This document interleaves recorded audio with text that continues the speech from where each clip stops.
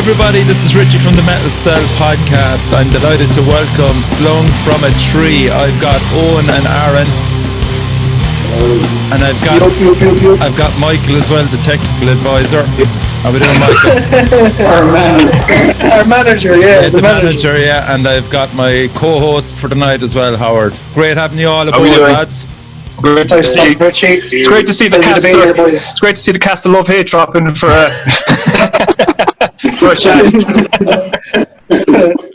Don't leave any bikes unlocked, boys. What's the crack? Jesus, great to have you on, lads. We'll go straight to the big news, which caught a few of us on the hop, lads. You've been signed to Curse Monk Records. Congratulations, first of all. Yeah, nice one, Richie. Appreciate it, boys. Fucking cool. Yeah, so definitely. How did that come about? Well, sure. We met Roger a few years ago, from fucking playing about and whatnot, and he said it to us if we ever fancied it, that he's running a little label and stuff like that, but sure, we didn't know what we'd be doing recording wise, so we never really even thought about it.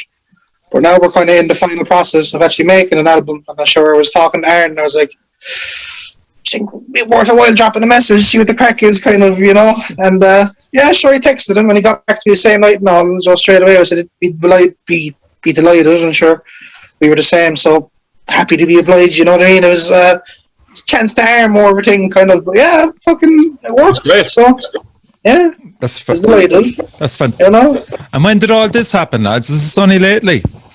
Last week, man. I was sitting there watching you and him on the last day when Roger's on with yourself. I was sitting there on the couch eating a bag of potatoes, and she was like, you know what, now, it might be worth trying to text.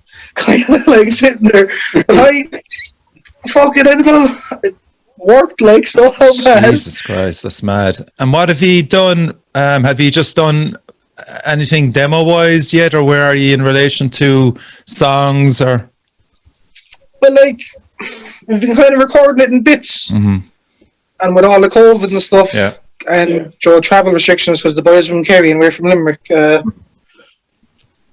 just hasn't really worked. But we have the drums done, and we have guitars done, we have the bass done. It's just and the vocals almost finished, I'm pretty sure. Yeah. But it's just the kind of like the fine tuning and mastering and everything, I suppose. Like, we turn up a video that we hadn't even intended to be uploaded anywhere on Facebook for the crack, and sure, didn't they start getting shared on YouTube and all that, and we're like, oh well, Jesus, so there wasn't even vocals or nothing. There wasn't even wouldn't mix or nothing, but like, it's kind of in the final process. I'm probably doing all the talking, and Aaron's the one that's actually doing it. Do you know what I mean? Like, so he should be the one talking. He's a dark horse, is Aaron. He says little, but he does a lot, That's the thing. He's the one pulling like, And I do little. It's nearly, I had the vocals done like a few months ago, and I saved them all to a Dropbox, and they got deleted, so I had to do them all again. But I have like 2 left to do, and I was doing them in here for a while, but then where's here, Aaron? Tell him where here is. In the hall. I was showing him there before you joined. He brought the fucking guards on him there one night. Yeah. He was screaming his wall out. The fucking guards came in, thought there was a party on the side. I was recording vocals, and I put headphones on, right? And I took off the headphones, and I heard all the banging at the door. And there was no like roaring or anything, so I was thinking there's someone trying to break in. So I walked out. Gardy, open up! They thought there was a party inside the hall. I was recording the fucking vocals. Since then, we haven't really been able to record, in case they come back. There's like two songs left to do vocals, and then just mixing and mastering and stuff. And how many songs have you all together? Is it going to be an EP or an album? I don't know. Probably the album, like, realistically, isn't it? I suppose, yeah. Yeah. I suppose. What is there? It's about an hour long, like, isn't it? Yeah, including, whatever fucking... Yeah. Sorry, curse like a drunk sailor, but whatever is, the in-between bits, yourselves. So, like, I mean, you were formed when, in 2016 or 15? Roughly. Yeah, I suppose. Even earlier. 14. The first gig was while Burgess, and we were practicing for a few months before that. I said it was 6 months. Sure, what year was that? That was 16. So it was literally 2 days before I was 18 as well, as the funny thing. I wouldn't even, I shouldn't have been playing inside the pub. That happens a Let lot. alone you. There's been a couple of those But, gigs, I think, Yeah. Yeah, sure. Aaron's only there fucking 18 now, like, you know what I mean? Yeah. But what was I going to say? Yeah, probably that. We're together with the bones of maybe 4, pushing 5 years, I'd say, realistically. So You know? it's only fair to fucking ask for an album at this stage, isn't it? Yeah, Really, rather than I know, an yeah. EP, like. Yeah, It's been a lot of time. bollock acting, you know what I mean? It's just been bollock acting, tell the truth. You know? Howard, when did you first meet the lads? I'd say probably 2018, I would guess. I was up in our jam room where we practiced in Blackpool. There was your sticker was on the door for fucking ages, slung from a tree, and I had no idea that this was a band. I thought this was merchandise from Five Alive, genuinely. That had been stuck on the wall, and it never really crossed my mind that it was a band. And someone said it to me one day, "Have you seen those lads yet?" And I was like, "It's a band." So I think the first time I saw you play was probably played with you at the Magnapina in 2018, I think it was. And we came up, and I had no idea what their crack was. I wasn't even sure what the bill was. And I met you guys before the gig. You were in the band called Slung from a Tree. And they gave me a prep talk. Prepping. And I remember very little of the gig. I just remember talking to you guys outside and fucking 20 minutes after the gig being upstairs, you guys wondering did this fucking happen.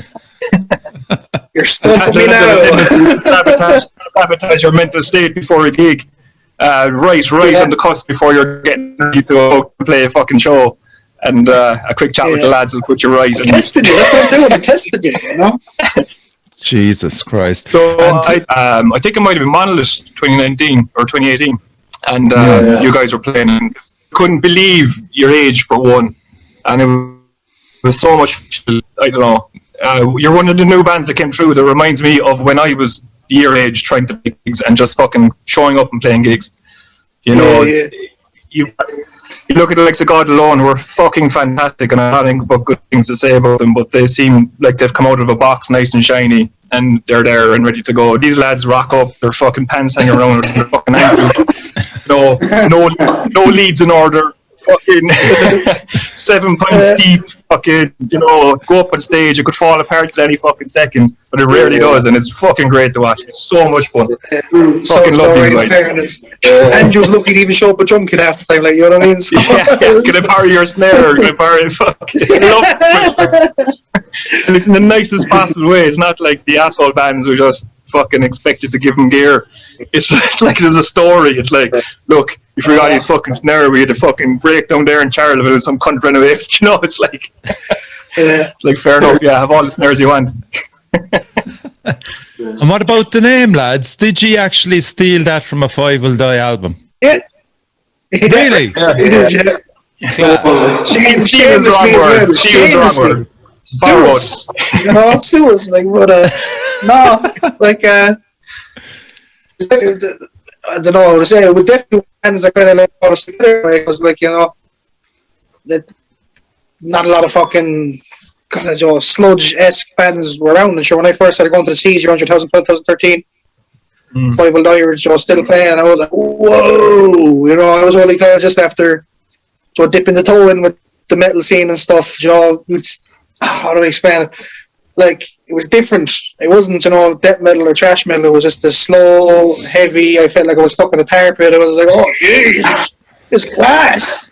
I wouldn't even smoking weed then. So, like, it was fucking, you know what I mean? That's like, I don't know, it just stuck. And that sound stuck with me. And then, like, you get stuck in the fucking, the hole, in the rabbit hole, you're fucking, like, So, we robbed the name. I said Aaron because, like, the band was kind of, I didn't even know how to explain it. I said, like, Aaron could have had the name sorted, and I was like, did you get that from Five Alive? He was like, yeah. I was like, class. that worked, you know? But from our end, it's just so satisfying to hear that kind of thing, that someone has taken something you've done and use it like that. I think it's fucking great, you know? I'm all for it. I never ever took it any other way than being fantastic, you know? Fair play, G. Sorry. Yeah, some man. Like, I seen it on I can't remember who you were talking with. I think it was yourself, Jack, yourself, obviously. And you mentioned about how if you got the name from it, and I was like, yeah, 150% got the name from Five Alive album. It was your first EP, wasn't it? Sure. It was our second. We did a 4-track demo before that, and we did that EP, and then we did a third one, and then we called it a day. Yeah. I remember one of the last gigs when you played in Limerick, and the upstairs with what were they called? Because of the Z. Oh, is that a graph? Z. Yeah. That was good crack. I remember that well. That was fucking savage track. And before the days of Casbah. Casbah, yeah. And did Slung from a tree then? Did you meet up in Limerick as in at a siege or something, or at a gig? Yeah. Aaron had that if you want to. Yeah, go on, Aaron. Yeah, it's kind of like I kind of knew one from the siege, and I just messaged him, and then we there was practice fest, so we just it was easier kind of base it like that way. So we just went down and did a jam. I think we had a few. Did we have a few songs? Songs written already, like, you know. Yeah, I think so. And we just kind of jammed in and just kind of went from there. Yeah, and I know Andrew from school, and he was, you know, he lived in the same area as me when I was going to school, you know, we were kind of staying neighborhood and all that crack. And I knew he played drums and he was into the metal and stuff, because his older brother, Jer, would have been in, you know, the band No Man's Land, another Doom band. He would have, that's Andrew's older brother. So, Andrew, you know, he had influence, you know what I mean, the metal, you know yourself, and we're like, me and Andrew were practicing similar, like, not practicing, but jamming with like a few of our friends trying to do something, but we're like, you don't want to play, you know, everyone wanted to be the next Metallica, if you know what I mean. Yeah. So we do, you know, and I met Aaron, because I remember I bought a bass amp, and a cheap bass, and I put it up on Facebook, I was like, yeah, we'll need that, you know. And Aaron messaged me, he was like, oh, would you play bass? I was like, fucking do, yeah. I was like, the guitar, sent me a few videos, and I was like, do you know any drummers? I was like, I just so happened to do. I was like, cool, we'll get a jam. And here since, you know what I mean? That's kind of it. And the lads are down in Kerry, so how are you getting, where's the meeting place? Is it Kerry or Limerick jamming? Like, the lads at Aaron was telling you, they had a warehouse for a while. Yeah, we had it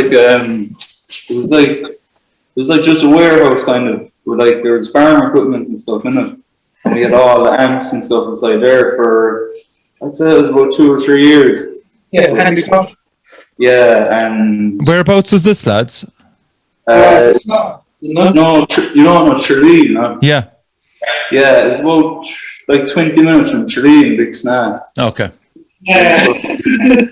Yeah. Oh no.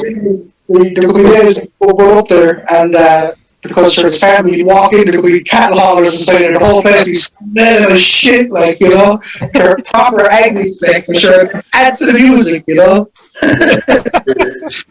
Literal sludge. Literally sludge, yeah, I like that. Yeah, since that's gone in, just Open Door Studios in Limerick. Okay. Enjoy the boys, yeah. Yeah. Sure. When did you guys play your first gig? We're just placed in Galway. It's either 2016 or 17. Put it up now. Put it up now. YouTube, isn't it? Yeah.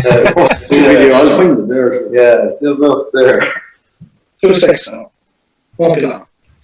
If I probably, like, I think it was 2017. Yeah, I think it was. Anyways. Because the logistics must have been a bollocks, because I know a lot of you at the time would have been underage and trying to get in and play the fucking gig. We all were like Steve, technically, you know. So.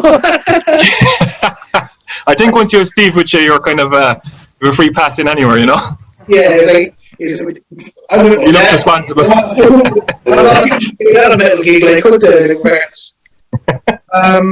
I'm trying to find it now with the poster for the gig because I had the date.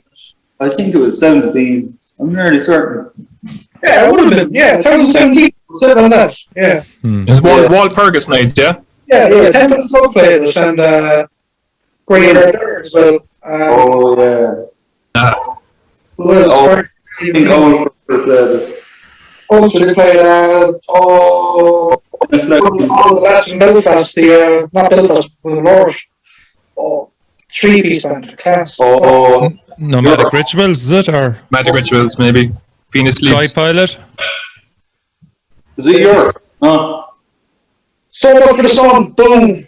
Something like that. Swallowed from the Sun, yeah, great band. Yeah, I couldn't remember it, but that's Jeez, that was a great lineup, lads. it was really good, man. That was our first gig. We kind of went from there after that because we were looking to know people before we actually started gigging. Yeah. And even before we had offered spots and all that kind of crack. So it was handy. It's kind of went from there, Jesus, it's not like we've been traveling Europe or that, but it was nice to get around a few cities. Yeah. Up and about Galway. Bit of crack, And were you happy with the sound you had? You were more kind of stone or doom, sludge. Did that just naturally occur with G? What about you, Aaron? Yeah. Is that the kind of music you're into? Well, yeah, like when we started the band, I was kind of listening to all like Slung and fucking like Sleep and stuff. Yeah, basically it was all that. And but it's kind of changed. Like at the start, it was more kind of like there was a lot more hi-hat kind of. It was a bit more chill, like. Whereas now it's a bit like I don't know. It's a bit more. It's just heavier kind of. I don't know. It's hard to. It's changed, as we went on, kind of. I think. You've got heavier, is it? Well, kind of. Just with, like we just slowed everything down, basically. Like. At the same time, we're all like completely amateur musicians, none of us have done lessons or any of that kind of crack, so we've all just kind of like how to put it, kind of gotten better played together, if that makes sense. Yeah. The first band I've been in, same with Aaron and Andrew, so that's the thing, we've kind of like evolved and developed that bit together as a unit in a way, playing together and stuff, but it's about it really, Yeah, it's the balls really that you can't continue the way like everybody's losing out in a year here at least. If not more, especially not being able to rehearse as well. We did that was before Christmas, but then we did the practice, and we did like the new song, I think, couldn't it? Yeah, we played the gig in. The last time was July, was it, or August? Actually, with G and Magdalena. Yeah, it was August. Yeah, and even like before that, we hadn't played since I don't know. I think it would have been was it March or was it the end of January? I think. One of those months. Yeah. Before the coronavirus kicked in, Was that the Elder Druid one was probably for the launch of Golgotha, was it? Yeah, that was January then. Yeah, Savage, really good. Yeah. It was us, 2000, the Grey Stag, Elder Druid, and Deco, that's it, yeah.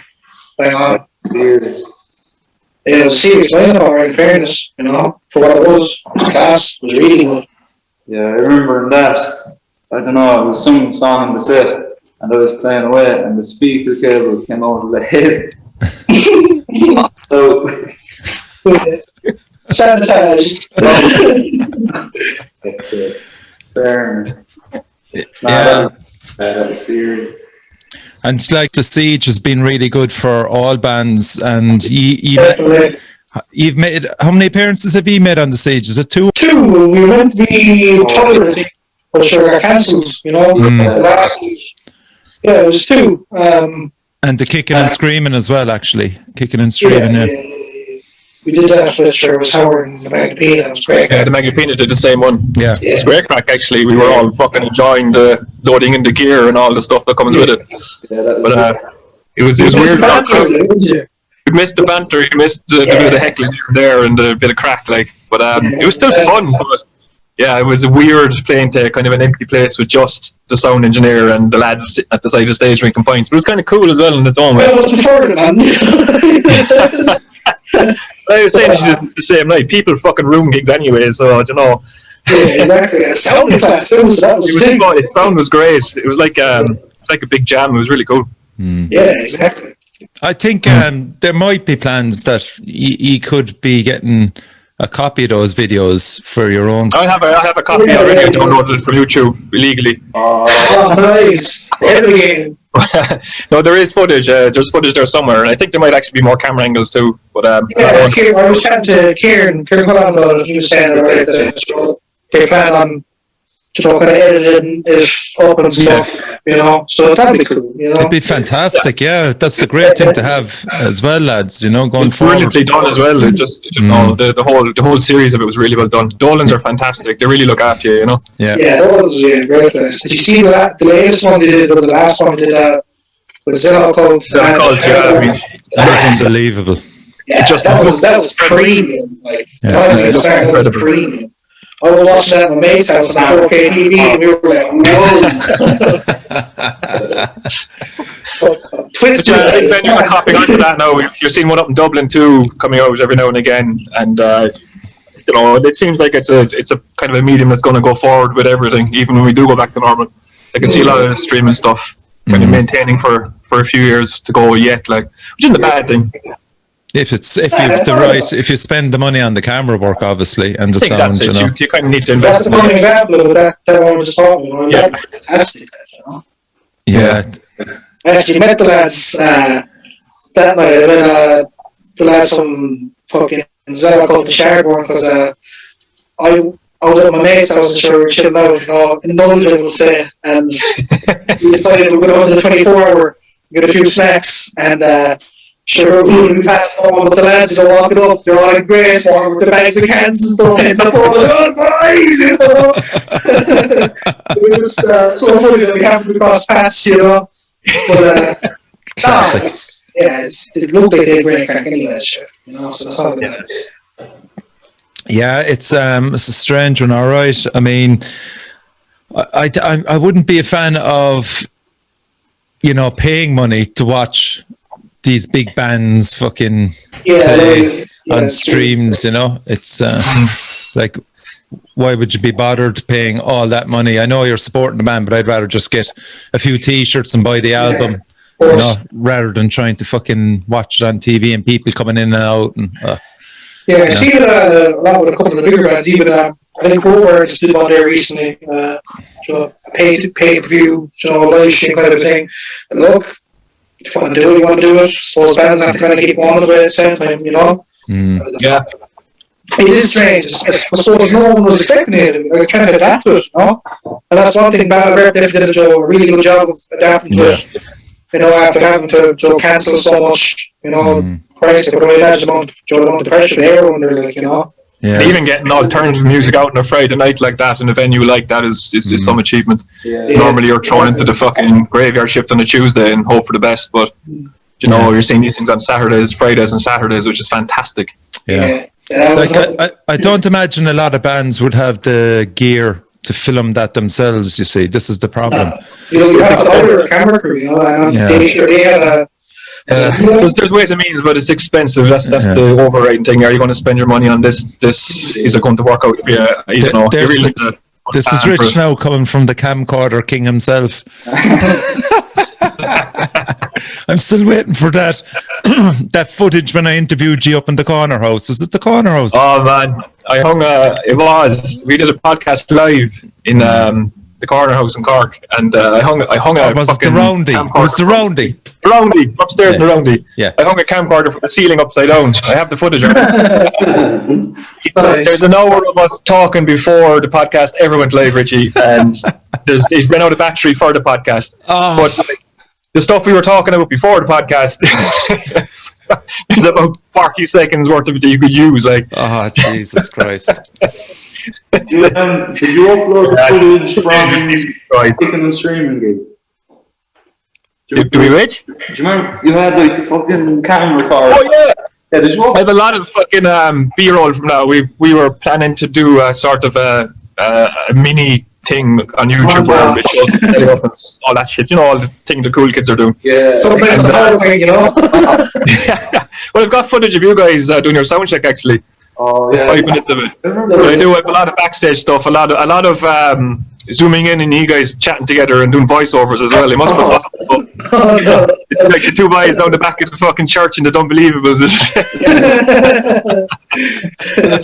That's what me and Andrew would say.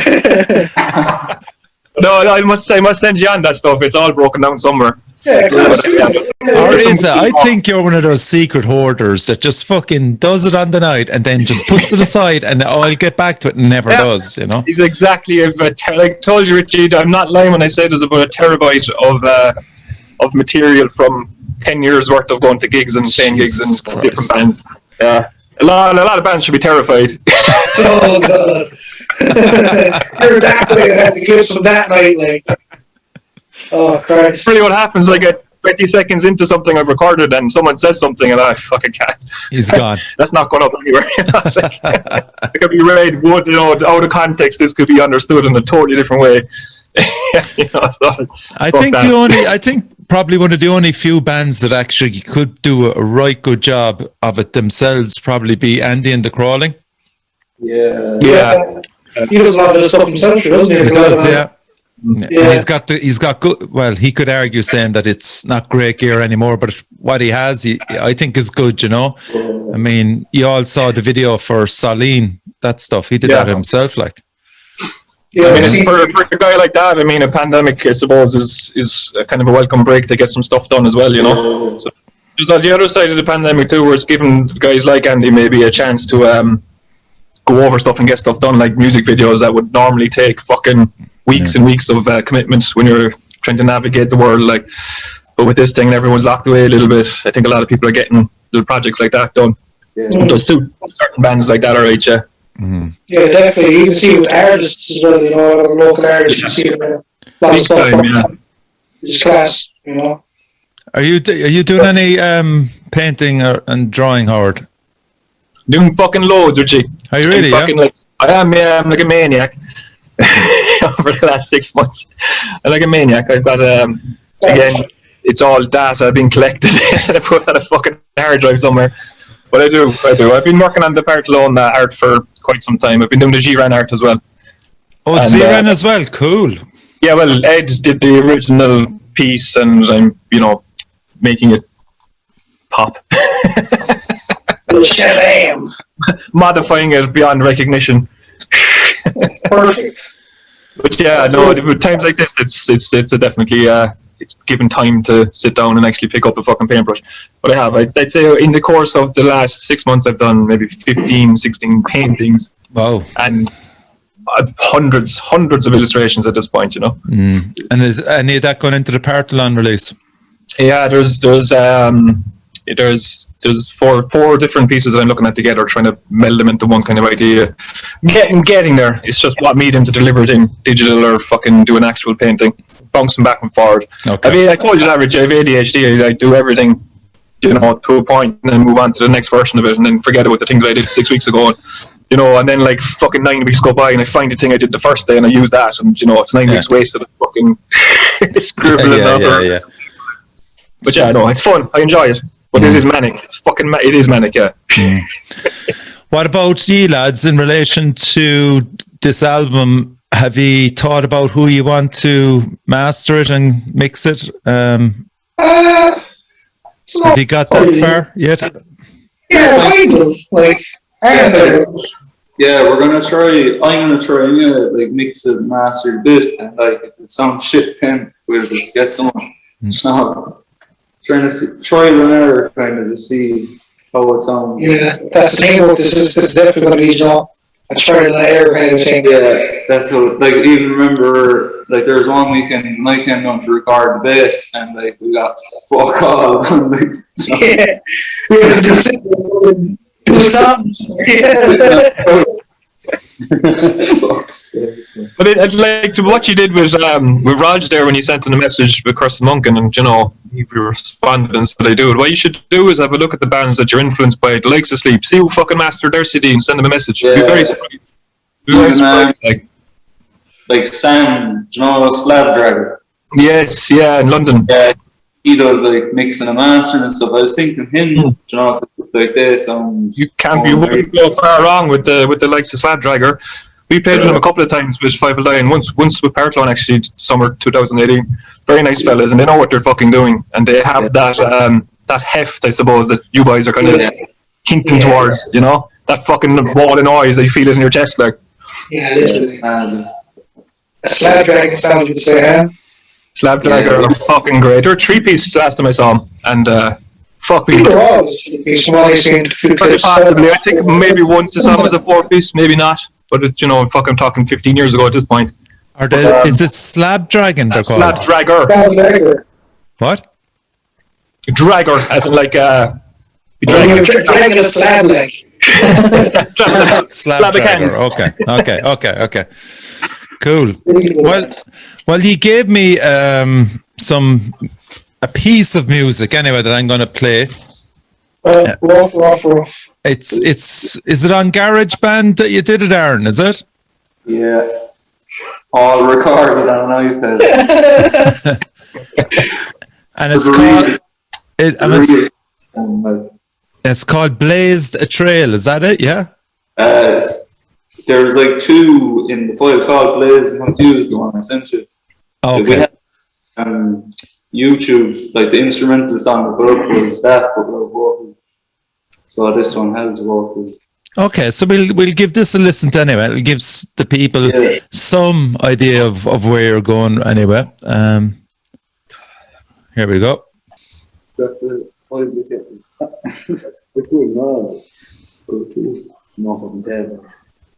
Hot water. Make me fucking heat.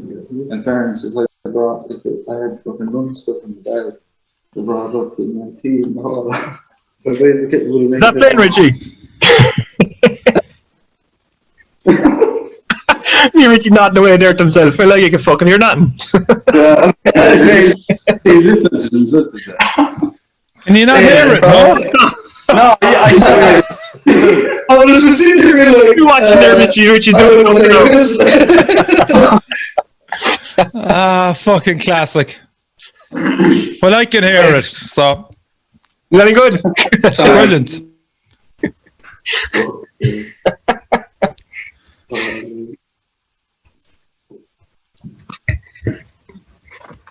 Singing over that.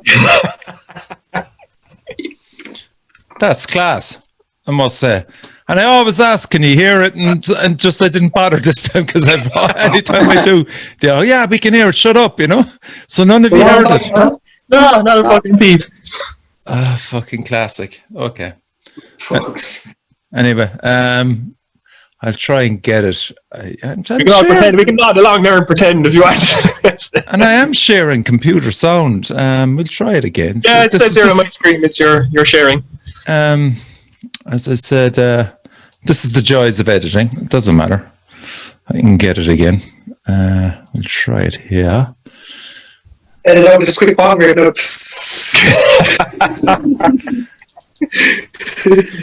Puff of smoke. Yeah, I can hear that now. Can you? Yeah. Yeah.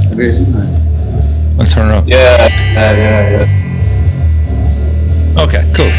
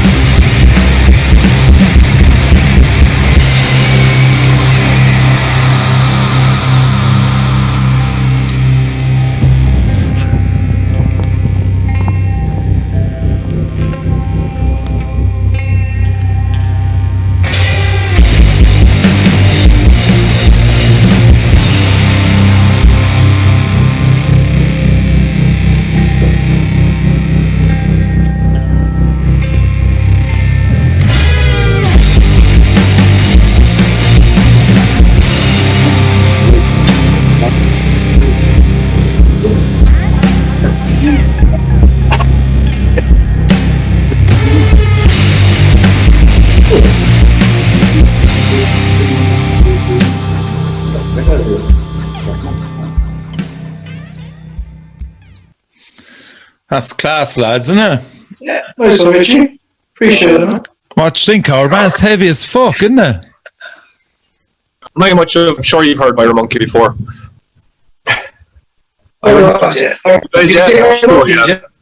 Sure you have. Fucking very much in that ballpark. Great stuff. Love it. The vocals are sick, Aaron. Well done, man. Fucking great vocals as well. Yeah, no softening up there at all, Aaron. Wow. Harsher and harsher. I fucking love it. No wonder the cops are banging on the door, man. I'll walk in a few minutes into where they were recorded. I'll show you the room and everything. The studio. In the stew. They still know next time if they hear screaming coming out of there to leave you alone, you know? Yeah, like it's an event hall. Like if you're walking past and heard that coming out of the no. Aaron, any teams lyrical wise you're working on? Is there a concept to the album, or just all random songs about different things? Yeah, not really. It's just fucking the usual kind of doom lyrics, like fucking space and all that, like in that kind of vein, like. But, yeah, I suppose there's not much of a team. We're gonna try to have it run, like keep the album kind of constantly running.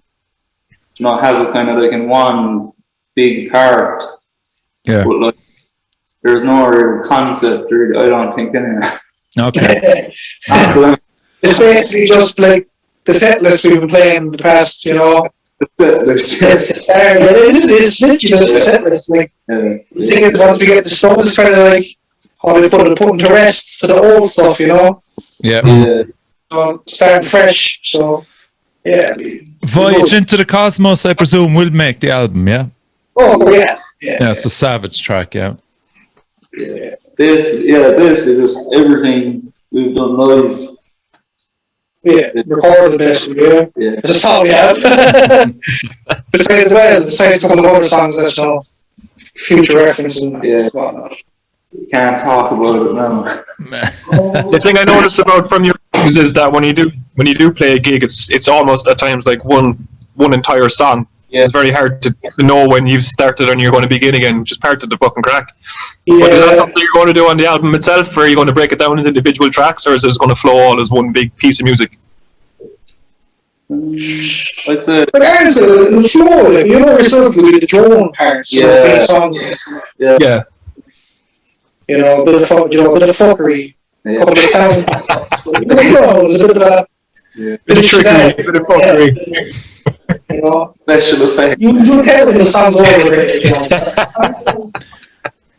Like you there was a noise I heard in there, alright, that I wanted to ask you about. It was like an oscillating thing, and it's not a guitar, it's not a bass. What the fuck is it? What part was that? Was it like kind of towards the last breakdown there was like a kind of an oscillator, something like a fucking synthesizer or something, or is there? like a wobble kind That was the bass. Yeah, that's that was the bass. that's the bass. Is that the bass?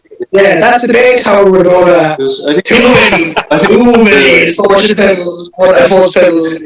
I think it's It sounds fucking class. Yeah. criminal. That's just like trying to like. Oh, I was trying not to make noises. Whoa, whoa, whoa. And like, have you listened to? There's been quite a few Irish releases over the last few months. Is there any of those albums that you're kind of going, Jesus? It surely kind of makes you want to get an album out as well. You know, obviously tunes, nomadic rituals as well. You know, some quality releases out at the moment. Yeah, it's been crazy, man. Like, fair play to all the bands that like did release it, because that's definitely a big, kind of conversation at the minute. Is the word putting music out now with all the kind of crack. But sure, it's been great. There's been no lack of music at all in the past few months. In fairness, it's spoiled the anything, Yeah.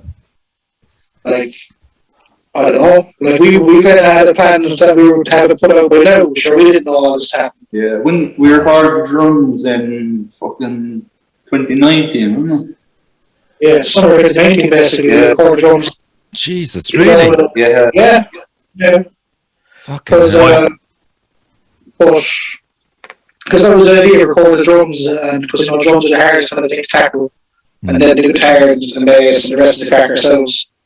And we were allowed to use the pub pharmacy. We'd be mates with the lads inside there crack, and we kind of used the venue upstairs as a one day studio.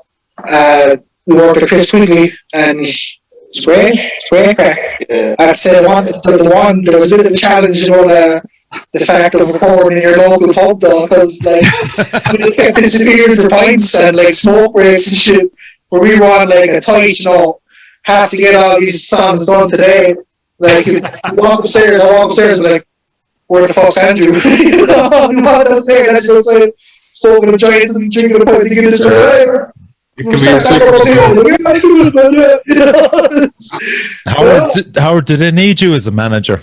No, because like these lads, Richie, these lads are fucking 20, 18 and so on. I was 24 and I recorded fucking the album Slung from a Tree in a pub over 3 days, just like that. Cool. And fucking got caught up in all the trappings that fucking come with fucking recording in a pub.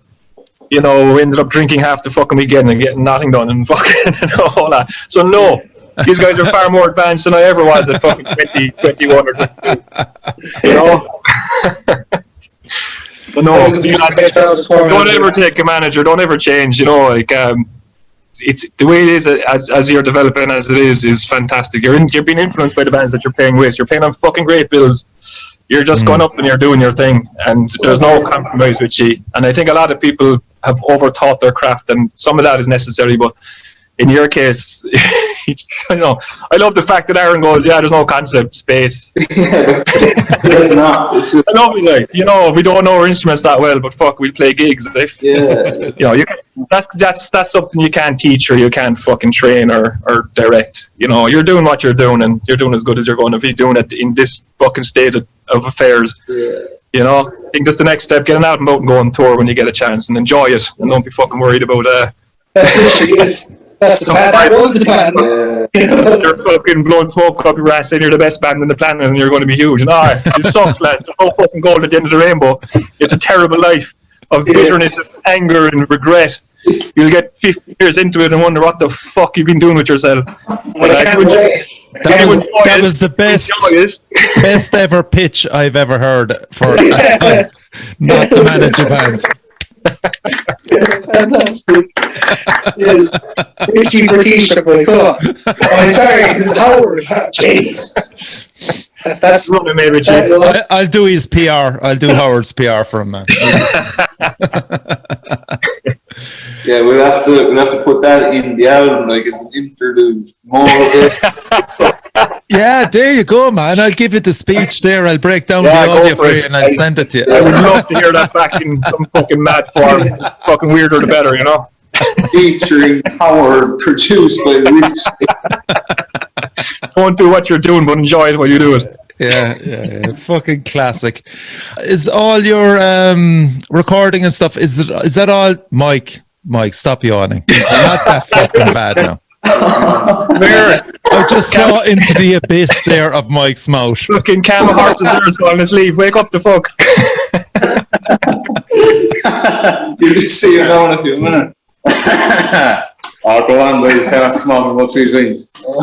Put a few more coins into the meter there, lads, in case you just go into darkness, for folks. Yeah. But Aaron, are you all DIY? Are you self-taught in relation to recording and stuff as well? You've figured all that shit out yourself, yeah? Yeah, just kind of YouTube more than anything, like, you know. Brilliant, why not? Yeah. Yeah, just like searching up how to do this when you need, like, you know, just kind of figuring it out as you need to really kind of. Yeah, like some of the guitars on the album are like DI-in, and some of them are like Mike, and like there's a mix of shit on it, kind of. So it's just to get a sound decent, no? And Steve, any help to you, no?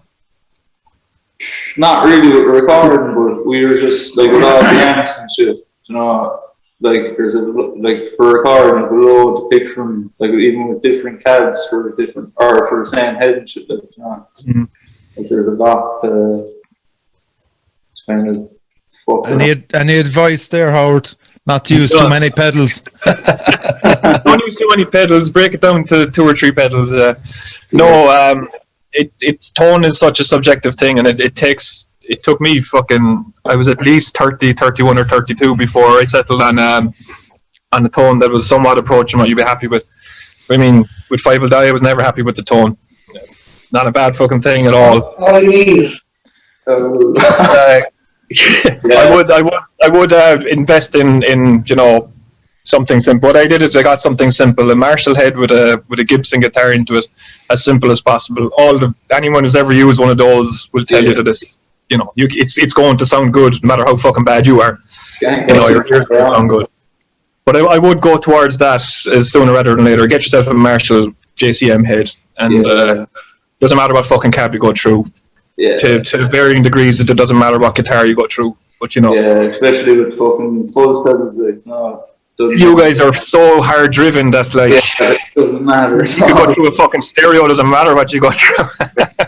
Part of the charm of it, but you're figuring out your sound, and you're going to see a lot of bands that you play with that you're going to like the sound of, and I think that you'll start picking up a few bits here and there. But I let it develop as it's doing, as you're going. I wouldn't be rushing for some sort of holy grail. There's no gold at the end of this rainbow. It's just fucking, you know. Friends make along the way. But it's true. I mean, I know that Eoghan has that. It's the Ampeg little mini stack as well, which fucking was one of the best sounding bass rigs I've heard. You know, in terms of the size that it is, you know, you get a lot of oversized stacks and things, which does have its impact. But in terms of hearing what's going on, I mean, Eoghan's little Ampeg mini stack is fucking great. You know. I remember we bought it for the gig, and you were like, "That's the fucking amp," because the amp itself is only the size of your head, you know. Yeah, you can show the back fucking seat, like. Literally. But fucking, I for small the Eoghan and some pump off it. That's it. And I mean, you know, you've no need to deviate from that for quite some time. I don't think you're. Sitting in my corner and doing the job. You know what I mean? I'm actually using it as a laptop stand, as a matter of fact. A multi-purpose thing like that, you gotta have it. You can fucking rest your ashtray on it. You can put your beer on it, put your feet up on it. It's a great thing too. And did you invest in any gear over lockdown, lads? Yeah, this damn thing. Yeah. I literally bought it in March. I bought it in Cork. Pardon me. Yeah. Apologies. I got it in Cork, and I always think it was that weekend that like everything was like, boom, that's it, we're locking the place, you know. I was like, yeah, fuck yeah, I got it time, like, and You lads know John Quill, don't you? Yeah, fairly well. Yeah, savage. It's a nice little fucking fuzzy little thing. Really cool thing. I actually, I got to see. I was down. Well, one of the Cohans showed me one of those, actually playing through one of those. One of the Cohans wins, I think it was either Care or Eoghan. But yeah, no, really, he makes great pedals. But that's another thing, sure, even Aaron on board me, like the little Irish pedal scene is crazy as well, isn't it? Like, It is. It's lads, like, everyone's really making good. pedals. Between Moose and Sure, John. I got this over the lockdown. Joe on the Moose pedal hammer. Yeah. That's Moose, isn't it? Yeah, Moose, he's fucking, the pedal's crazy. Like the first time, like, I didn't even, I got it, I just set it up and I clicked it, and before you pushed it, oh, yes! I didn't even, like, hit a string or not, and it was just sound. You know, didn't even have the amp fully on, but, like, yeah, savage, some piece. Yeah, Bones from Dread Sovereign, that's the podcast out tomorrow. He swears by those now as well. Yeah, I mean, I hear Moose's name come up everywhere I go. I mean, the amount of fucking lads who have pedals by Moose that you would never think, and it's just you're in, I don't know, somewhere in England or somewhere anywhere else, and you know, every now and again you'll have a look at someone's board to see what they got, kind of thing. And the amount of Moose pedals on it, and the lads just singing praise about how great the fucking pedals are, and they're right, because anytime I've ever fucking used one, it's been spectacular, you know. Yeah. And is that just purely word of mouth, Howard? From what I understand, it must be, because this Moose is doing this, I must say, 15 years. I mean, I'm thinking back to being on tour in 2010 and 11 and seeing Moose pedals, you know. When we recorded with Shawnee that time, Shawnee had with Partalone, he had an array of different Moose pedals, and you know, they were sounded fucking great, but the only reason I didn't use them in the end was that they were so different from what I was using at the time. They could fuck around with the sound for a bit, like. I was happy with what I had, even though it was like, you know, you could hear the guitar singing through things, and you're like, Jesus Christ. But I don't know, the songs are written with the other pedals and things like that, so I didn't delve in at the time. But the amount of people I've come across just show me the pedal board with a Moose pedal on it, and it's just like, What price range are they in, lads? 80 to 180, I think, is what I usually spot in there. We're all handmade, like, so that's fucking hell, that's fair. Yeah, and, you know, I've never seen a bad word said about any of his gear, and it's unusual, because people over in Ireland, and especially pedal board people and guys who are into pedals, are so fucking People sing the praise the whole time, like, even all, it's just 100% good feedback. We all use pedals. You know, another job. All you see, but that's the thing. It's not just metal as well. Sure, who was it? Right across, Aaron, tell me what's the name of that Dublin indie band, Aaron?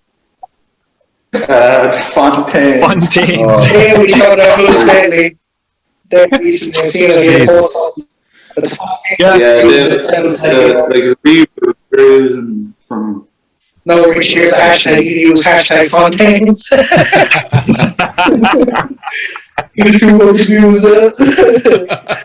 He's doing something right, man, because it's not an easy thing to get constant praising. You know, people bitch about boss pedals, never mind fucking, you know. I'm just wondering, like, would there be American bands, or would they be aware? I'm sure there is. Yeah, Conan uses. I know Conan uses. Using. Do you know? Like, they were like a drum band when they started. Now they're like fucking like slow. Who's that, Aaron? Earth. Oh yeah. Yeah, they use. I think Dylan Carson. Some pedal by Moose anyway. They do. I've never seen a post. Yeah. A load of bands, like you'd see shit up there. It's a niche, isn't it? Like, in fairness.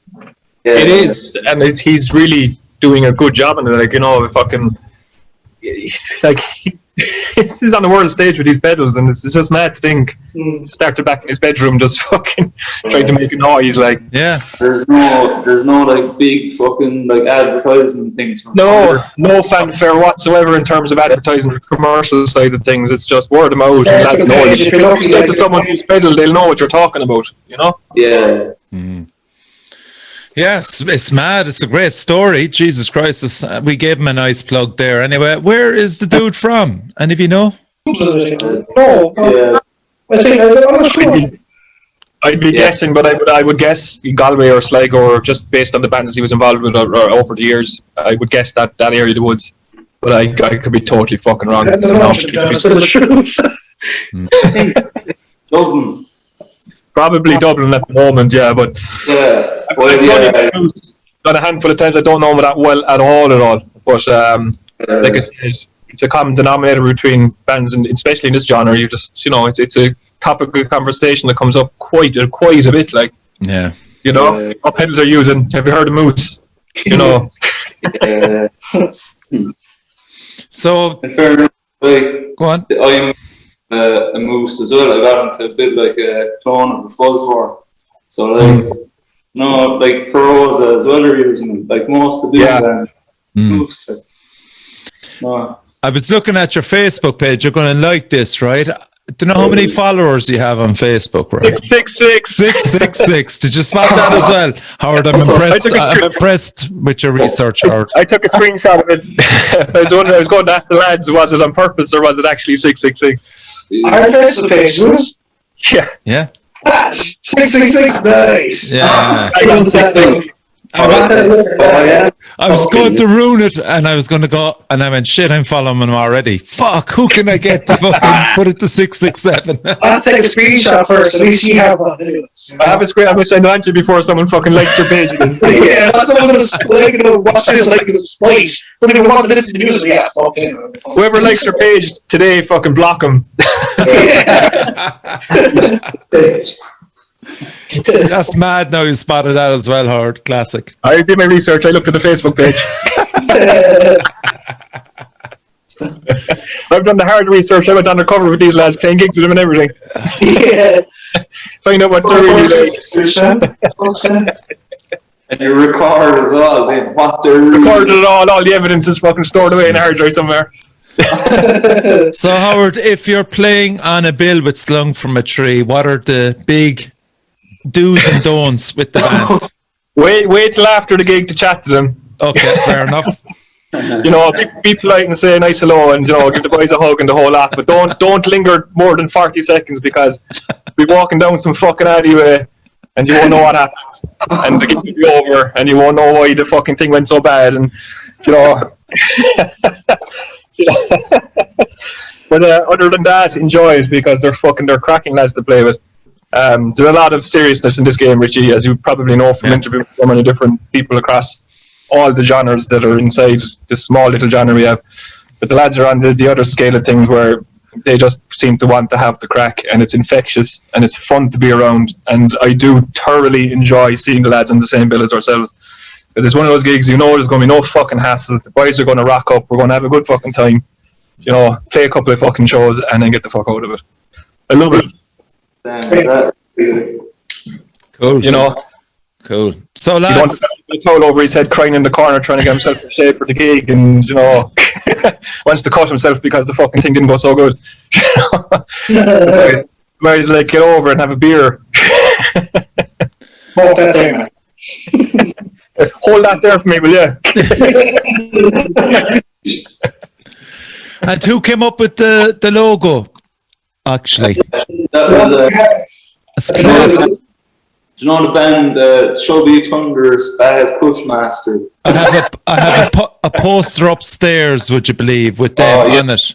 Yeah, They were them with Elder Druid, was it? And was it? Yeah. They did like a tour. They did Cork, Limerick. I'm not sure if they did Dublin. They probably did. Mm-hmm. Probably Belfast. But Will, the bass player, didn't need the logo. Nice. Like the perfectly one that you're on about, was it? Correct, yeah. Yeah, it was Will.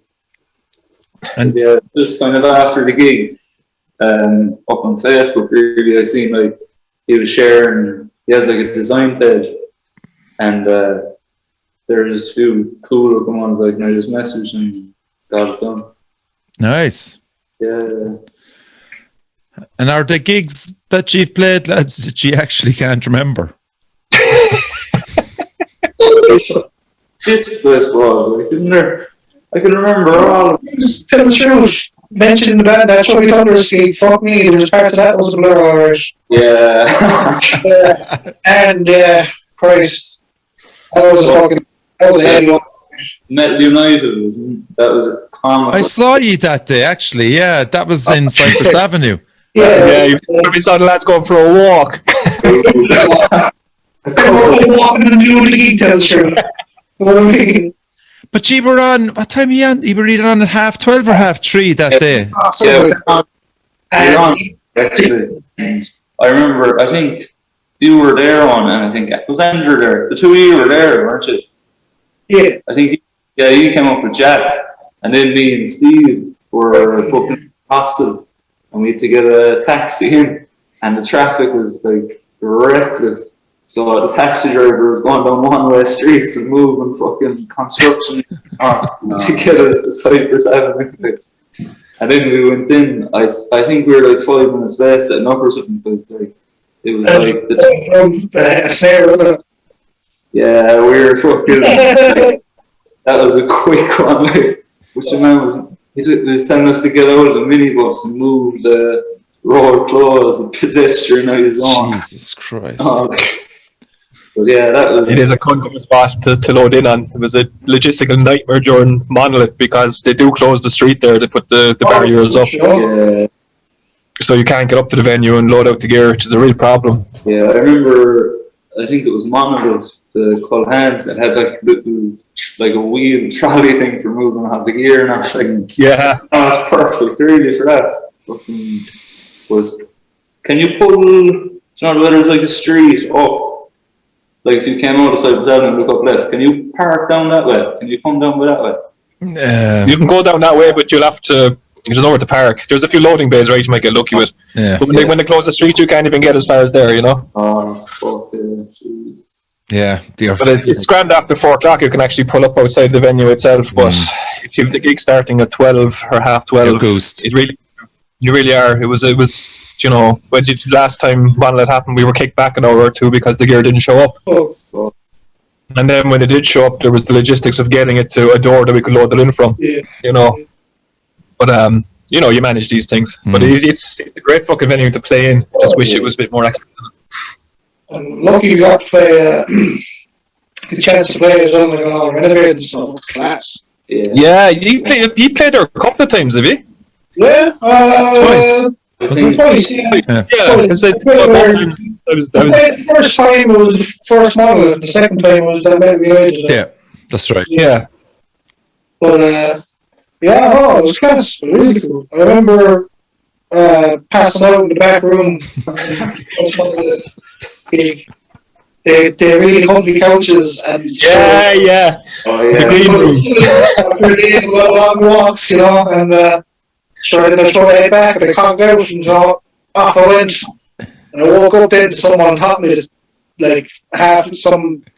Who was it, the singer from Zion? Was it? I think It was all. Chris, It yeah. was all half naked. Someone that taught me was like, whoa! What am I getting? Hello! It's looking. Oh, it was so awakening. And I actually remember because you were on the last bands that night. I remember walking out like. Put one my trying to hold my head, you know, with the phone on, and I see on stage, oh, the lads just did nice and all that. You know, went back in, just back on the couch. I remember that. That was the 2018. It was the Magnapine they were playing, I think. I remember going in to check it at one point. Like, I knew how I felt, and I was like, these guys have been going hard at it for the last few hours, like, and it's like, ask him where you are, and someone said he's inside. Just there you are, fucking. I was perfect. It was, sure didn't. I heard you were chatting about it even with Paul John. Con dropped in, and sure we started talking into it, you know, and chill out, and you know, I literally fell asleep on the couch and all, you know what I mean? It's fucking, it was an image, like, you know. It was that good night. Oh, yeah, I remember waking up from the clue, like, you know. Jesus. That's one Richie. That's one that was a bit of a fucking daze, I guess. I remember it's like somehow, like, I'm pretty sure we'd all the gear packed and ready to go anyways in the car or whatever, but I think we might have got attacked. I just remember, like, blinking and being in Sheila's hospital, you know, and be like, oh. Yeah. How did I get here? what was that? Monolith or United? I don't know. Oh, Monolith, sorry, Monolith. Oh yeah, I can't remember that either, to be honest.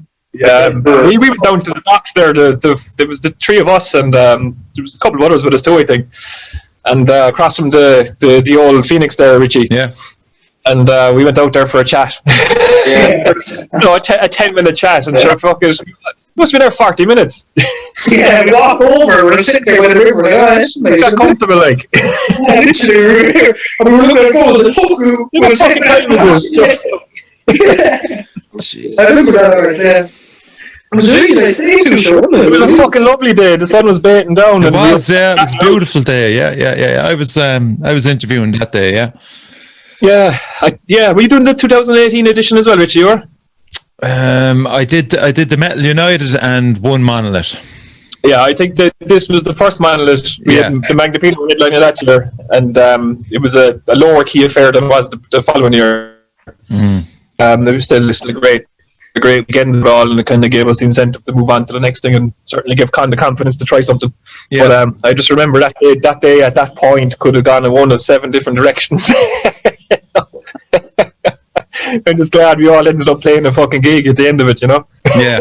In fairness, like, We did our best with what we had. there was good crack too, like, I'll give it that. Oh, it was fucking great, crack. It set up the day. It was my first time chatting to you properly. Have you played up the north, lads? Nah, Oh, that's I'd say you'll fucking love that, yeah. Yeah, I remember Jake from Elder Druid was on about it, but you're fucking cold within that. Yeah. That was that. But yeah, definitely after, like, we have to. So you got up as far as Galway then? That's the furthest up you've got, is it? oh, country, I suppose, yeah. Or do you play Dublin, have you? Yeah, Yeah, Dublin had. yeah, I don't twice. Yeah, yeah. Yeah, How did you cope with the stress of that? couldn't. Ron, have you it's a different kind of drug up there, Richie. You only be taking your more fucking visceral drugs to get through the fucking hour. You know, it's not a place for You won't be playing. full mind, you know. You want to be on your fucking edge. You want to be on your fucking guard. Where'd you play, There was a lads? show one night. It was Shiver McGee's. Okay. Yeah. Sabres, yeah. Yeah, we came out of there one night. The guy taking a shit next to the van. You know, There's you might not taking a shit next to our van. You know, he fucking broke a bottle and waved at us and ran away. You know. Welcome to Dublin, huh? Jay. Welcome to Dublin. Well, like, yeah, I was playing it there second, but the first time I played it was for Metal to the Masses, you know. Oh, right, okay. Yeah. Yeah, that was the Thursday nights, wasn't it, at the time? I wouldn't tell you. But, I don't think it was, because remember, we drove down the next day for the siege. yeah, sure, we ended up, Yeah. that's how we played Siege. We actually ended up covering a band that dropped out, and sure, we got a message like, the week. I don't think that was that one. The other one didn't. Remember, we were playing Fred's with fucking Wolf Council and Yeah. the suits there. Yeah. And Oh, that's right, yeah, the Texas then. Yeah. it was Asian Yeah. that we That used. gear, Yeah. culture, fucking handy. Yeah. But, I remember. So, sorry, I'm trying to figure this one out. So you went from Fred's playing with suits there, Wolf Council, up to Dublin the next day, is it? Am I missing? No, we there for the time we played Metal to the Masses. Yeah. We drove down to Limerick the day after just to go to the siege. Oh, right, okay. Yeah, and then I think it was probably the same year for the Halloween siege. We were playing at Wolf Council like on the Saturday or whatever, and the band dropped out, and we played the siege on Sunday then. Mm. But I think they're probably the same year.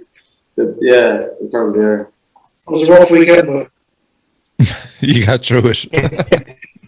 Yeah. great crack. I just remember that Monday morning. Have you guys ever?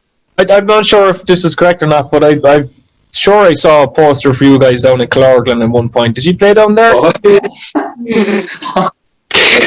that was unreal. It was the Barn Poets. That was the highlight. Yeah.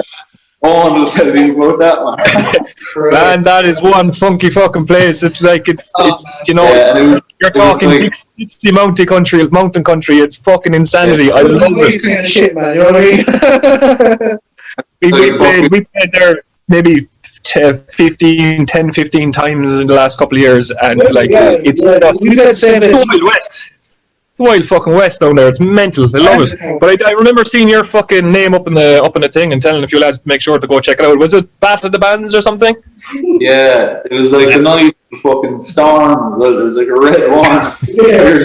the Kerry Hills in. I bet you there were still people at the fucking gig. There's one person. Really? There's literally no one there, man. It was fucking phenomenal. I've never seen something like that.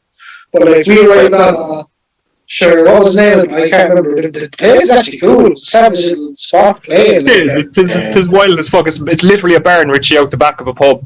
A literal barn. I And, think they put our Chaos played down there as well.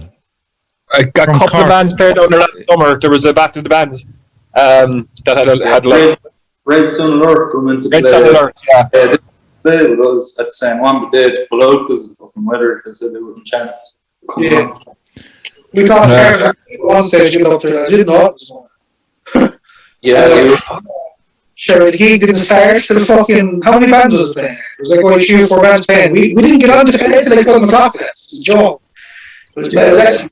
And, like, I remember like lying down on the stage, like Lying down. lying down on the stage, like oh, God, there's something to eat, man. You know what I mean? And, God. we had our backdrop stolen down there from the Magnapina. Really? Stolen? Yeah, someone took it. We went through a phase of playing a lot of gigs down there in the last couple of years, and every one of them was just more impossible to explain than the next. There was one day we arrived down there at about 2 o'clock in the afternoon, and it was a sunny old day, and Carlsberg was sponsoring. It was the goat thing, whatever the fuck they're doing there. It was like the A-Fest. Yeah. We walked up into the beer garden there outside the barn, and there was a lad, he was about 12 years of age, he's top off and a pint of boomers, and he was sitting on the roof of the fucking barn. Nice. Like, Nice. just shouting, "Hey, where are you from?" Like, they're from Cork. Yeah, Crandall Defret. And fucking down the fucking thing and climb back down the wall. It's like, Jesus Christ, did that just happen? Like, I'd be sick. there was a lad came in with his dog one day just to show the dog the gig, and then off he went again. You know,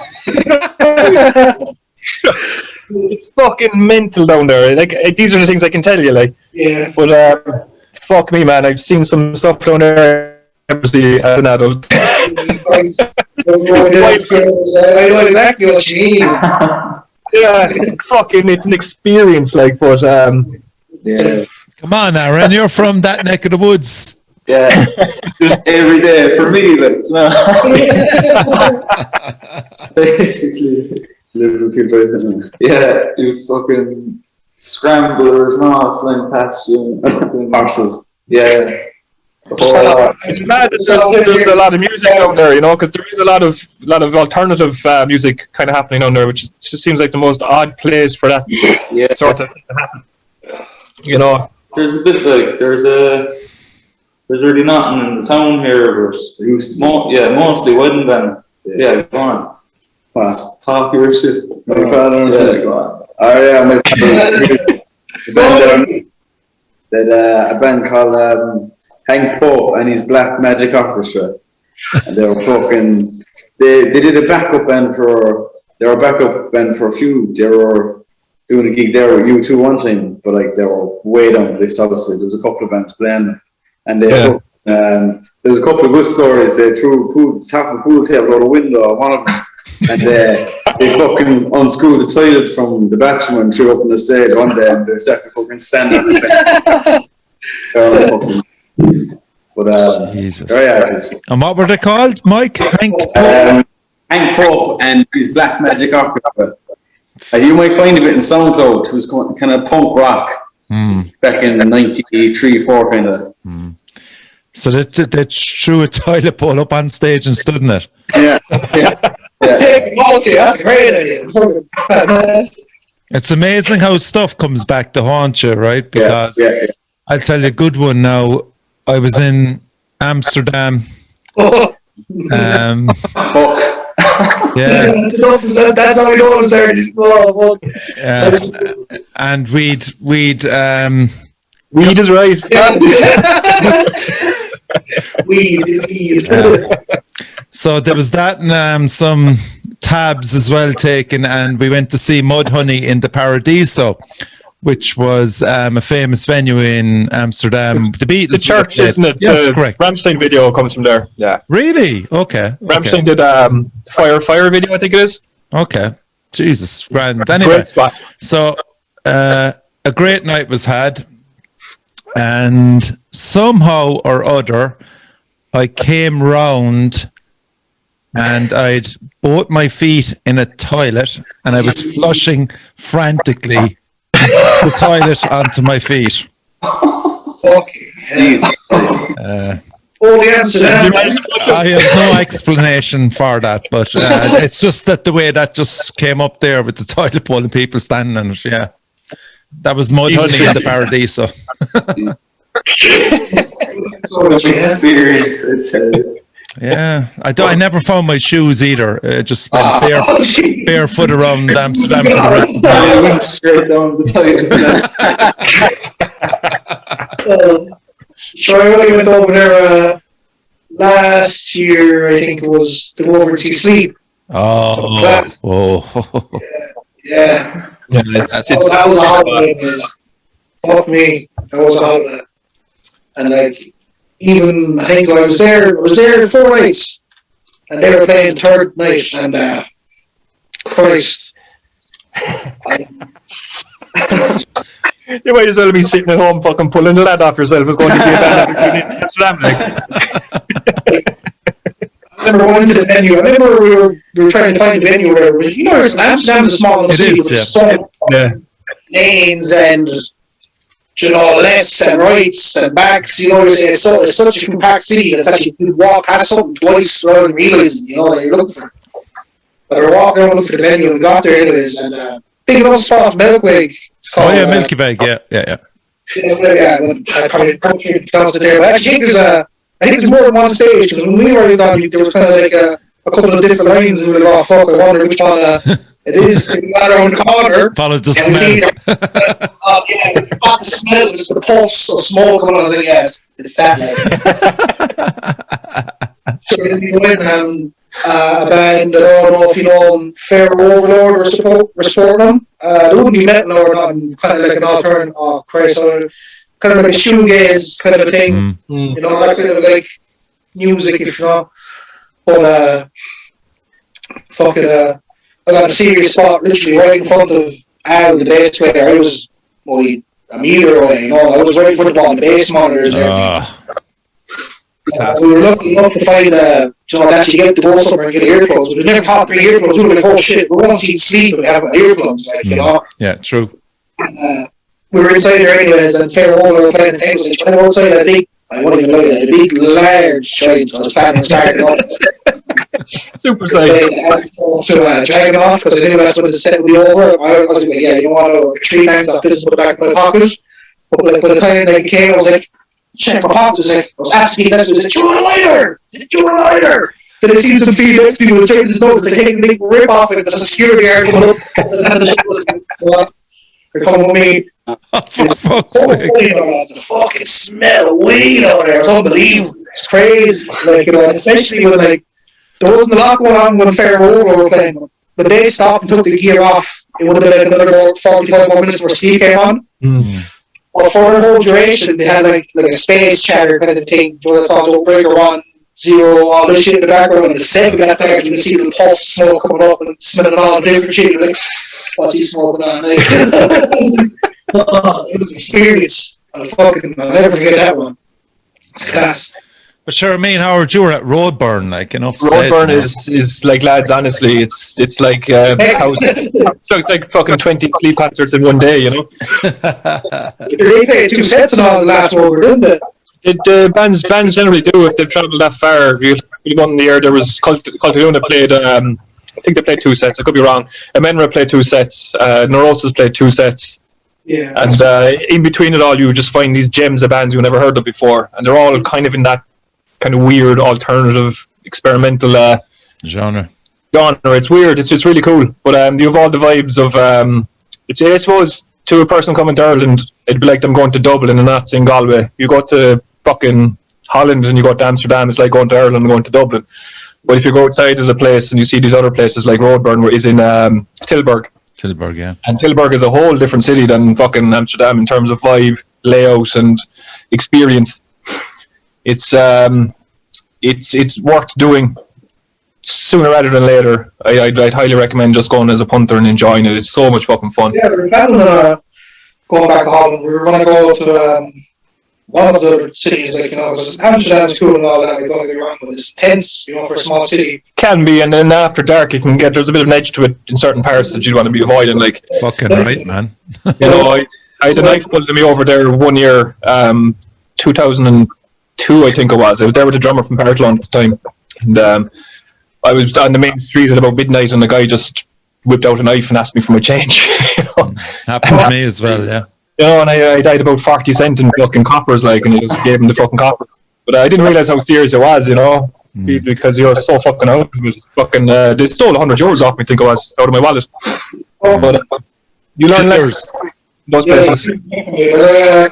When I was there, because, like, even you're walking around the alley, you have some feet come up from the shadows, oh, you want to buy drugs, literally. Yeah, I whisper in your ear going, ecstasy, and, you know, this kind of shit. The whole 4 nights I was there, it didn't happen at all. The 4 nights, captain my mate being like, lads, I haven't been offered drugs on the street once. It only take for us to walk through the red light district and someone feeling like, where's the Eoghan chip cocaine? I was like, boys, what happened? And I just turned around and the dude was just like scurrying back into the shadows. Changed massively in the last couple of years. The last time I was there was 2 years ago, I think it was, and there was none of that. It was a much cleaner place. Pure tourist trap now. Pure tourist trap now, and you know, it's lost a bit of that initial charm and things like that. But if you go outside of that place and see, the Utrecht is a fucking amazing town. Highly recommend that. But Tilburg and Roadburn married together is just it's a match made in heaven. It's a fucking amazing place to be. That's fucking class. Because like Steve were torn and we were playing over that year, and like it was either I was chatting, we were either going to go to London. It was either Roadburn, London, or Amsterdam, and I kind of like I was like, you know what, now holiday in Amsterdam would be pretty cool. Like, you know, Annecy. Come on, mate. Yeah. The thing is, Amsterdam's only 40 minutes in the train from fucking Tilburg as well, so, you know. Oh, yes, really, the country's tiny. The country's tiny. You get in the fucking train and you're in the next fucking, you know, next town in 20, 40 minutes at most, like. Yes. So it's an easy place to get around. It's just that once you're there a couple of hours, it becomes a bit more difficult to get around, and then you end up staying in the fucking place that you arrived at. Next thing you know, you're already eating 30 grams of mushrooms. We really have to go to the gig, you know? There you go, yeah. I stayed in, the last time I was there, I stayed in the Botel. It's a line. Oh, yeah, I stayed there myself, actually, years ago. Dodgy, man, dodgy. Yeah, that part of town is not I wouldn't be going home late, like. Yeah, I've only been there twice, and the second time we went, we just stayed somewhere like really city centre. The first time we were like a good, even though it's not that far out, we were about 4 or 5 kilometres out of the city, which is a distance. You wouldn't kind of walk it if you didn't know the place. And like you're walking through the city, things got less nice, you know. It's more outside there, like. No, it was still, don't get me wrong, it was still a nice place, but like, you know, you do notice the differences. Like, you know what I mean? I think it's an Irish thing as well, that we're just, when we go abroad, we just walk there. We'd be grand. We'll find it. Yeah. I think that's just pure Irishness. Yeah, just go on Google Maps, you get stuck. Yeah, you kind of think if you're telling me you're Irish, you'd be okay. But I was there the same fucking trip, actually, 2002, and homeless guys, a big thing at that time was homeless lads would come up to you and ask you for something, and they'd be like, you know, could you give us $1? Could you give us a fucking this? What year was that, Howard? Can you remember roughly? Like 2002. Okay. Yeah, I reckon it was 2002. It may be 2003, but probably 2002. Okay, go on. And this lad came up, and he was an American, and he was homeless, and he was pestering us on the way down the street, and we were kind of, would you ever fuck off and leave us alone? And we got down the street and realised we had to go back up the street to get where we needed to go. So we had to pass him again, like. And he came over and he was just like, "Oh man, where were you from?" And I said, "Is Eoghan at Misha, ni higam a kesht." Ni clugum, tá kind of clugum, like. You know, and he goes, "Oh man, you're Irish, come talk." I will arrogant a good. I will arrogant agus ishka a good. It was like, oh, nice man. Oh, fucking I think classic. this motherfucker really speaking fucking Irish to me, asking me for water and money. So I did. I gave him a tenner and I gave him a bottle of water. Oh my Yeah, god. what are you gonna say to him then? Like, I thought I had this guy pegged and just That's pretended so once they good. can't speak English. That's so good, man. Fucking fantastic. Can't just talk to you, man. I'm willing to arrogant. Good. in the Irish, didn't I? You know. It only works sometimes. Yeah, I was trying to say when I was there, there was something I noticed. Fuck it all. This might have been time I was there. I didn't see him at moments, you know. Didn't look for them. that Mudhoney gig now, for example, we'd nowhere to stay because we were outside of Amsterdam. We were in Haarlem. So barefoot, of course, myself and my buddy were walking along going, what are we going to do? Where are we going to stay? So there's this church right at Dam Square. And so we jumped over the wall at the church. We went in underneath, just where the doors are of the church, this little archway there. Kind of, it was raining. And this other guy then, I'd say within 20 minutes, had jumped over as well and started cooking heroin on a spoon right below us. And it's like kind of looking up at us, and I'm myself and my buddy. Of course, I'm barefoot, like I'm going, do we have to move again? And he's going, yeah, I think we better. You know. I'm going to sleep here with the dude cooking there next. That was 1992. It's changed a lot. Even in, you know, I've been there. I'd say it's double figures now, maybe 14, 15 times at this stage, just for various reasons, going playing gigs over in different parts of Europe and whatnot, and just happened to be going through Amsterdam or layovers and way to places. But the change from when I was there first in 2002 to 2 years ago is fucking crazy. I mean, like you said, Richie, I mean, it wasn't unusual to see a lad strung out on the fucking ground with a fucking bit of a coke going on, like, you know. Yeah. No, you don't see any of that. You just see, you know, armed guards at every fucking corner keeping an eye on everything. It's really, I wouldn't fucking enjoy it. I don't think I would, man. I'd probably. It's not the same. It's not a relaxing environment as it was. It used to be Disneyland for adults. That's the way I used to. Pretty call it. much, but it's kind of controlled fun now. Everyone's funneled down a couple of different streets, and you know, and there's a real presence of police there, which is really, really unnerving in itself. Like, When I was there, you know, I suppose we're coming from Ireland. All this stuff is illegal, you see, and then you're just seeing like armed fucking guards on the corner, and you're going like, that wouldn't be. "So you're going to hop me over the head?" And we were in Vandal Park. yeah, the Vandal Park. Yeah. Me and Craig, we fuck acting around Amsterdam, went stopped through, got a couple of hot dogs, what the fuck of it. We were chilling out with it, you know. Yeah. Some sort of like a fucking hippie protest, probably another fucking stupid smoking weed. I don't know. We walk past them and there's just a bunch of generic hippies, and all that's rich coming from myself, like, you know. But like generic park, and there was just like shitloads of like obviously it was like a non-violent fucking, you know, protest, but there was just shitloads of like SWAT police, you know, big bulky guns and horses, or riot police and shit. Sure, we were sitting on the bench smoking a joint, and I was like, Craig, man, I don't feel so like good about this. And I was walking like, this is fucking weird, man. They were like kind of slowly like on their horses, galloping around, didn't even look at us. So I was like, fuck, man, this is surreal. Like, you know, I'm here like smoking a honker of a thing, like, you know. Strange place, man. It's a really strange place, and that. I'll tell you, classic, right? I'll tell you, classic, right? We decided, Jesus, this is going to be one of those shows, isn't it? Sorry, it's a good bit into it. Most people drop out after. True, yeah. We probably have to losing a few anyway. I'm safe. But we decided to go down to Paris from Haarlem. So we stocked up on loads of illegal substances. And legal substances, they're totally legal. Yeah. Anyway, so our plan was to drop a few tabs and go up to the top of the Eiffel Tower. So great. Right. So we arrived down anyway into Paris, and it was around, I'd say it was around 4 o'clock in the daytime. Beautiful day. Found our way to the Eiffel Tower, did the tabs anyway, and got the elevator up. And, it was fucking magnificent, as you could only imagine, you know. Yeah. So we came back down then, and we decided to do a bit of sightseeing, but we just couldn't believe the amount of police and security around the place. Again, I would say 92, around 91, 92. And I was there freaked out, obviously, because of the acid and all that, you know? And I was just going, this is just crazy, man. We're going to be busted here big time. We need to stash it somewhere. And my mate is going, yeah, what about over there where there's palm trees? We'd surely be able to come back to the palm trees. I'm going, yeah, that's a good idea. There's not many palm trees in this area of Paris. So we had to climb over this big wall, jump in, and then I buried him under the palm trees and came back out over the wall. And then we decided to kind of walk along down by the Seine, check that out and stuff like that, you know. And there was just more and more cops everywhere. It was fucking crazy. And I was just going to the buddy, he goes, Jesus, thank God we got rid of that stuff, you know. And again, we'd nowhere to stay. So we were kind of sleeping underneath this bridge.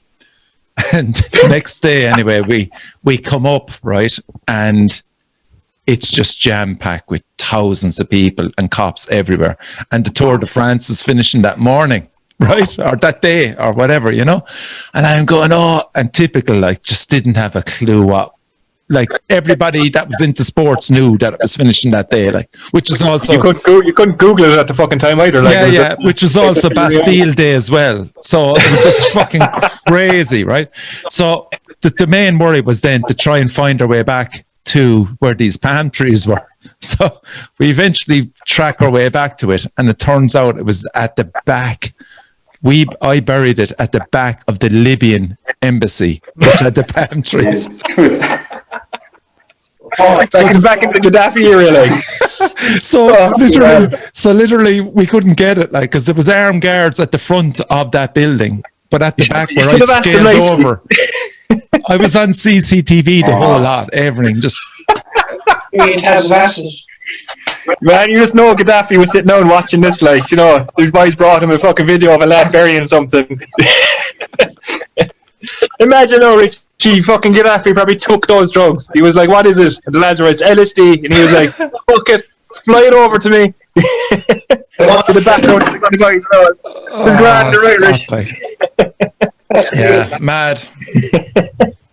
So anyway, long story short, we got to see, what's his name?